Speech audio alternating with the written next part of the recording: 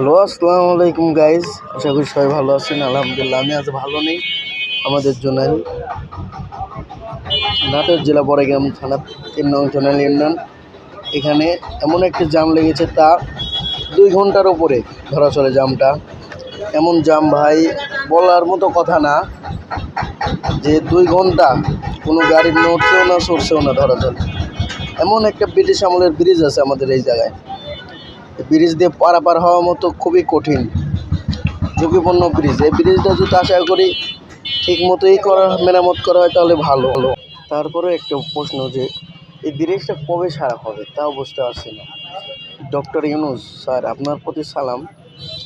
আশা করি আপনি এই ভিডিওটা যদি আপনার সামনে পড়ে, অবশ্যই আমাদের এই নাটোর জেলা বড়াইগ্রাম থানা 3 নং জোনাল ইউনিয়ন এদিকে একটু দেখবেন যে আমাদের ব্রিজটা মেরামত করা যায় নাকি।